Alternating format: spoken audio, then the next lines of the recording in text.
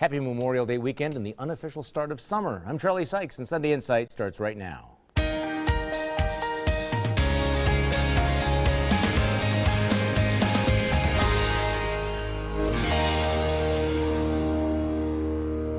Good morning and welcome to Sunday Insight. In the week that was a brutal terrorist attack on the streets of London as a British soldier is hacked to death by Islamic extremists. The very next day, President Obama basically declares the end of the war on terror and gets heckled. So today, once again, today, these desperate people. I'm about to address it, ma'am, but you got to let me speak. I'm about to address it. Tough day for the president. Anthony Weiner, the guy who texted pictures of his stuff, jumps into the race for New York mayor, launching 1,000 puns and headlines with double meanings. Tragedy in Oklahoma, where a massive tornado kills more than 20 and levels a town. The Boy Scouts vote to allow openly gay scouts, but not scout masters. More revelations about the Obama Justice Department's investigations of reporters. The Attorney General himself approved the seizure of a Fox reporter's emails. The media is not amused. A tuition freeze and deep cuts for the UW system after it was caught stockpiling a massive slush fund. Legislators pull a plan to ease rent-to-own rules from the state budget. And good news for Packer fans, Brian Urlacher retires. But we start with the IRS official who pled the Fifth. Lois Lerner, the official at the heart of the targeting of the Tea Party and conservative groups by the IRS, said she did absolutely nothing wrong but wasn't going to answer Congress's questions. Let the record indicate all. I have not done anything wrong. I have not broken any laws. I have not violated any IRS rules or regulations. Well, on Thursday, Lerner was placed on so-called administrative leave, and it looks like the committee will call her back, arguing that by making her statement, she waived her right to invoke the Fifth. Meanwhile, there's growing talk of a special prosecutor. Joining me on our panel this morning, political strategist Linda Bruin, former State Representative Michelle Litchens, the Milwaukee Community Journal's Michael Holt, and RightWisconsin.com managing editor Brian Fraley. Let's start with this week in scandals. Lois Lerner had every right to be able to invoke her Fifth Amendment, right? But it sure looked bad. Why did she do it? I'm convinced that all of the individuals that we're talking about here believe they're above the law, and they believe they really did do something right. And I think something interesting that they're starting to learn when they keep digging and digging and digging is that the individuals that knew about what was going on in the IRS are political appointees. And those individuals would have lost their job had Obama not been reelected. So everyone had a reason not to pursue that. Michael Holt. Well, this is very scary for one, because my greatest fear, because all of us are afraid of the IRS, but my greatest fear is, since they were pinpointing all of these conservative groups, now to sound unbiased, they may swing and go the other direction, which means there's going to be a lot of... I'm thinking that the Code Pink woman who was heckling the president is probably going to get a visit from the IRS. Yep. Okay, Brian Fraley, I mean, what we saw last week was the classic example of a stonewall, wasn't it? I mean, the IRS is stonewalling it. Where does that usually go in the trajectory of scandals? It usually accelerates that, and I think we're headed headlong into a special prosecutor, a very long summer. This may not get resolved until this time next year. Okay, Linda Bruin. Well, I think Lerner did what her attorney told her to do. And if you want to take the most cautious legal route, you take the Fifth. And I am surprised that the committee let her get away with making an opening statement and then taking the Fifth, because frankly, on legal grounds, that's a bit shaky from what I'm being told. But the bottom line is, we don't know at this point whether she would have more things to reveal, whether she's covering up more improper activity, or whether she's just being overly cautious, which frankly, if you got subpoenaed by a congressional committee, I'd follow my attorney's advice too. So it's too early right now to know whether she's part of a cover-up that's going to get worse, or whether she's doing what she needs to do to protect But it's been a pretty long time since you've had a high-ranking official of a government agency plead the Fifth on something this important. Now, I guess the question now is going to be, if there is a special prosecutor, does this stop with the does it stop with the IRS? And then, of course, you have the Justice Department with its own problems. Now, the other big scandal this week, of course, is the Justice Department going after the reporters. And we found out on Thursday, Friday, that Eric Holder had himself approved the subpoenas of James Rosen. Now, what does that mean for Eric Holder? Well, go ahead. No, I think I'm looking past that even, that the president wants the Department of Justice to investigate the Department of Justice. Right. What is he thinking? You know, anyway, he knew what was going on, and the fact that he approved to wiretap and everything else of reporters, I just cannot believe that the president is allowing this kind of stuff to happen. But then again, y'all, this is kind of like apples and oranges. Yeah. This was about them searching and investigating a leak. What should But they you knew do? who the leaker was. What should you? But it could be more expansive than what you're saying. So what should you do? It reminds me of what Abraham Lincoln did during the Civil War. Well, he did some of the same Except, thing. let me just tell you how I think it is in fact different. The fact the language they used, referring to the reporter as a co-conspirator, implying that he was violating the law by doing his job as a reporter, and I think that's what set off a lot of the red flags that are going on. And I'm not sure that it's all apples and oranges, because I think that the theme that links these together are the abuse of power. I mean, think about how much effort the president and the left put into demonizing the Tea Party, put into demonizing and delegitimizing Fox News. And so if you spend time demonizing these folks, are you surprised that the Department of Justice and the IRS treats them as demons? Well, right, and that's because they hear the president. It's not that he had anything to do with it, but they hear what he's saying, and they say, well, you know, I can get some brownie points if I take it to the next level. Well, that's exactly But he didn't order them to do it. Yeah. Look, going after the reporter and then getting a wiretap and the phone records for the reporter's parents, this is ridiculous. This is going after your enemies. This is not about a leak. This is going after people that are critical of the administration, whether it's the IRS, whether it's the reporting thing, or whether it's belittling Senator Johnson when he raises questions about Benghazi. It's about bringing the full force of the government down on people who dare to question your authority. Okay, now what has your glass half full and what has your glass half empty this week? Let's go around the table. We'll start with you, Linda Bruin. Well, my glass is half full because the Oklahoma death toll is far less than expected, and weather experts state that the tornado season is likely to end early this summer. But my glass is half empty because officials from the National Oceanic and Atmospheric Administration announced last week that the hurricane season is going to be one of the worst in years, and they expect more billion-dollar weather disasters hitting our coast. Michelle Litchins. My glass is half full because Apple is a very successful, productive company that we have in the United States, and we should be celebrating them. But my glass is half empty because we have a group of ninny senators who want every business to pay every penny they have in taxes. Okay, Michael Holt. Ninny senators. Well, my glass is half full because for the first time in decades, Milwaukee's population has actually grown. But it's half empty because once these residency requirements are lifted, everybody's going to leave town anyway. Yeah, like you. Brian Fraley. Look, my glass is half full because these scandals, like the IRS scandal, is starting to permeate pop culture. And that's a good thing because we can talk about it here, but when it gets on, like, The Tonight Show, that's when it starts to percolate. My glass is half empty because we still have very small short attention spans, and I worry how long that'll last. Yeah, my glass is half full because Lois Lerner, the IRS official who pled the fifth, has been removed from her position. She's on administrative leave. It's half empty because that just means she's on a paid vacation, and we're paying. Still ahead on Sunday Insight, a man on trial in the dairy state for selling raw milk. And as we go to break, remember to honor those who died serving our country. Members of the 3rd U.S. Infantry placed flags in front of the gravestones in Arlington National Cemetery late last week.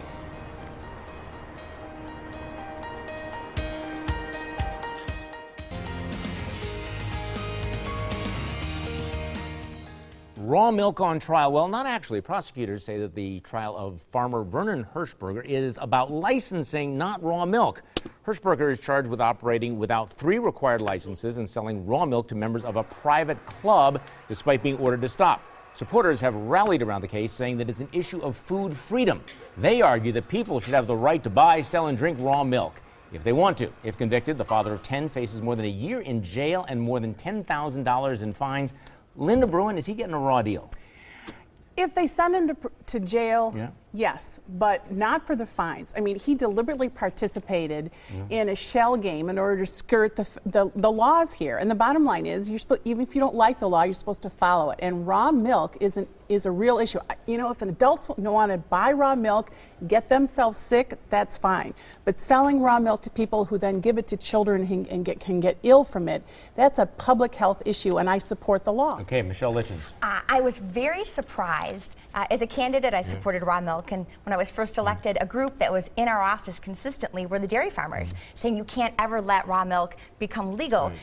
California, who outproduces us in milk, they allow raw milk there, and people don't seem to be dying and falling over in their state. So I think this is utterly ridiculous. Why is the dairy industry so adamant that they don't want raw milk? They are convinced that if one person gets sick and dies, that's going to destroy the dairy industry. Okay, well, the reality is, I mean, the Centers for Disease Control say that in fact raw milk poses a significant health threat. Right. If you are going to consume raw milk, you really need to be educated about how you need to keep it and how it goes bad in just a few days. But there are people out there. I have a good friend who buys raw milk from a farmer illegally. We allow people to consume products that are completely chemically altered and genetically modified in the stores, but we won't allow someone to buy something straight from the udder. What about this particular prosecution, this particular case? This one he does need to be fined. I don't believe he needs to have jail time. Okay.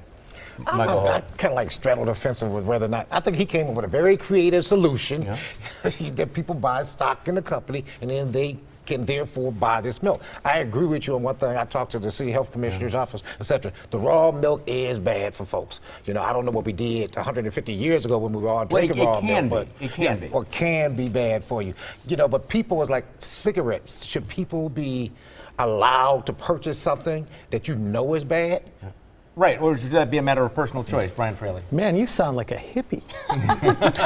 Well, they do it in California, man, so that's fine. You know, I buy it, I got a dealer, buy it kind of illegally. What's the problem? Look, I agree. I can't believe I'm saying this. I agree with Lynn on this in terms of it does seem like he circumvented the law, and the fines are appropriate here. I think imprisonment is a bit ridiculous for something like this.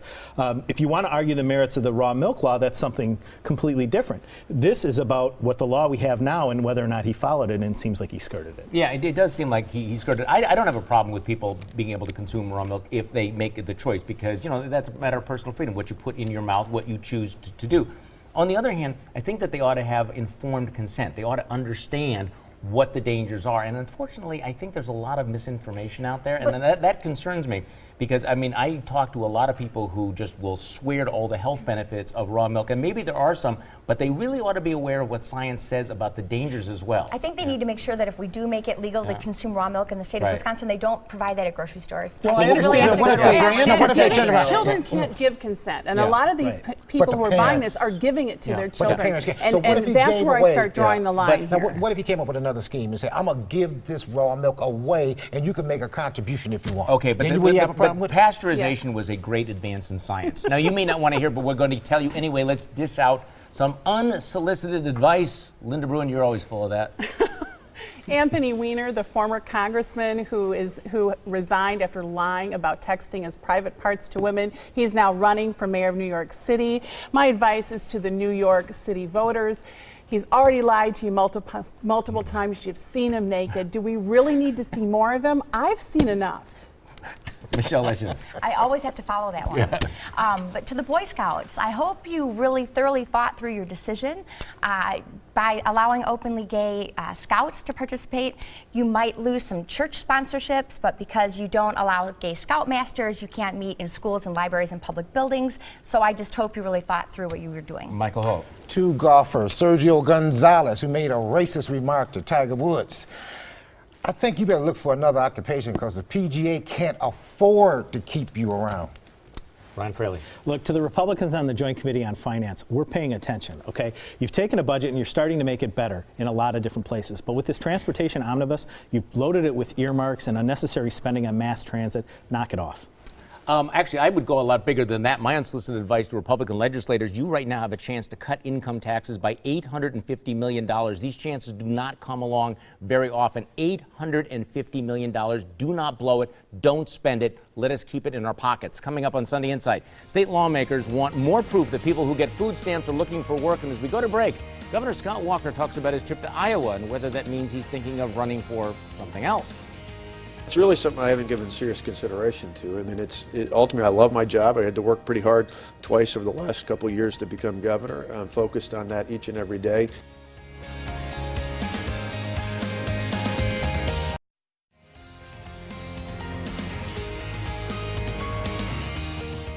Now, economist Milton Friedman once said that there is no such thing as a free lunch, but you'd have a hard time convincing a lot of folks who rely on food stamps. That program has been growing by leaps and bounds, and last week, the legislature's Joint Finance Committee voted to reform the growing program by requiring able-bodied adults with no children to either work part-time or get at least 20 hours a week of work training if they wanted to continue to get food stamps. Now, according to some estimates, as many as half would drop out of the program. Critics said the move was mean-spirited. Supporters said it was common sense. Michael Holt, where do you come down? Somewhere in the middle. You know, the training, I don't have a problem with if the training is made available by the state and it leads to jobs. Now, on the flip side, there are no jobs out here. And to be quite honest, I think most of the people on food stamps today are the working poor, so I don't think it'd be that big of a deal anyway. Okay. Brian, that's just absolutely not true. We've expanded the food stamp program every year to the point where liberals want the middle class to be on food stamps. The majority of people on food stamps in the state of Wisconsin are not, inner city African American families. Right. They are white, lower to middle class families. What this reform does is says, look, we're going to make sure the people who need this the most get it. Mothers, parents of kids, and kids. And the able-bodied working adults, we're not taking the food away from you, by the way. You still get it, but you have to get training or look for a job. Okay, well, part of what Brian said is accurate. The other part is completely inaccurate. The folks that Walker's focusing on have to make $23,900 or less. That's not middle class. I don't have a problem with trying to have them go to, search for a job, take the training, or work part-time. My problem is with the bigger picture. I think it's a very cynical attempt to deflect the public off the real problem in the state, which is Wisconsin is one of the worst job-creating states in the entire country. This governor ran on his very strong Republican platform that he was going to create hundreds of thousands of new jobs. He's failed miserably. Lynn, some would argue that taxes are so high in this state. But we're not talking about taxes. Yes, we are. We're talking about one person, one job for every jobs. 3 people looking for a job. That's the biggest issue. If you fix that, the smaller issue becomes moot. And so that's the part I think it's a very cynical deflection that once again it's easier to kick the poor than it is to deal with the bigger problem. I guess here's the question. If half the people would drop off, what does it say about a person who is an able-bodied adult with no dependents and yet does not want to either work or look for work or work training? Well, that's what we're talking about. That would be it's not the actual proposal he's making. It's the repeated attempts of this administration. Okay. And actually, we know there are jobs out there. Were 5,400 manufacturing jobs in the city of Milwaukee last year that went unapplied for. So what the governor's doing now, he's encouraging people to make sure they go out there and apply for those this came out of University of Wisconsin. 56.8% of every black man 18 to 50 is unemployed. Yeah. So that hoping changed. That's hoping changed. Okay, is what they said this week the same thing as what you heard? Let's go around the table. Linda Bruin. Well, when the Boy Scouts announced last week that they would allow gay scouts, some conservative groups said that they'd pull their sponsorships and their kids, and some gay rights organizations said that the Boy Scouts were still anti-gay. But what I heard is a national traditional organization taking the next step toward full equality. They'll get there and the kids will lead the way. Michelle Hitchens. Well, this week we heard Senator Tim Carpenter say that, or make a proposal actually, that we should include police and fire in Act 10 changes. What I heard was maybe I shouldn't have gone to Illinois and I should have voted for Act 10. I'm piggybacking off Lynn, because what they said, these are the Boy Scout officials, and what we're about to do is about being compassionate, caring, and kind. What I really heard was we're going to hold out until the courts intervene. Okay, Brian Fraley. What I heard was Obama said he believes reporters should be able to do their job. Well, or that's what he said. What I actually heard was, but I'm putting Eric Holder in charge of explaining why we're trying to demonize and go after reporters who are critical of us. Okay, now what they said, Tom Barrett told the LA Times apparently last year that the downtown streetcar is not about transportation, it's about attracting attention. So what I heard was it's a $100 million shiny boondoggle. Next on Sunday Insight, our panel picks the winners and losers of the week. But first, here's your morning news update.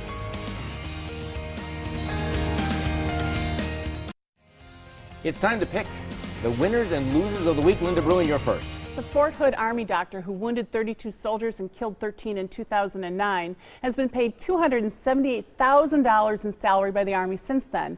At the same time, the Army denied benefits for the 32 wounded. This Memorial Day, let's honor Fort Hood's dead and all who have died serving our country by making sure our living wounded are taken care of. Michelle Lichens. My winner is Google for choosing Sabrina Bradley from Wisconsin as the winner of their Doodle 4 contest. She drew a very emotional illustration of her father's homecoming after his 18-month deployment to Iraq. A great choice. My losers are the handful of critics of Google for choosing a drawing that honors our military. Some of the nut jobs chastised Google for honoring men who kill women and children. Give me a break. It's not the 60s anymore. Put the pipe away and learn to say thank you to those who are willing to give their lives for our freedom. Michael Holt. Pipe away, huh? Entire community is a loser with the death of Barbara Horton, the former interim and deputy superintendent. She gave her entire life to educating kids. My winners could be UW system students if the state goes ahead and freezes tuition for the next 2 years. Brian Fraley. Oh, my loser is the Code Pink protester who rudely and repeatedly interrupted President Obama on Thursday. Obviously, I'm no fan of Barack Obama, but he is our president, and he deserves better. The protester should have been arrested, but I sense an audit. My winners are your nation's military veterans who died while serving this country. Tomorrow's Memorial Day. When you fire up the grill or hang out with your family, please take a moment to remember why you have the day off. Well, loser, the idea of big government. You ever wonder why some of us warn that a government big enough to solve all of your problems is big enough to abuse your freedoms? Just look at the IRS and the Department of Justice. Any questions? Winners, all of those who served their country and gave the last full measure of devotion this Memorial Day. Remember to pay the debt of memory and gratitude. Thanks for joining us. Have a great week.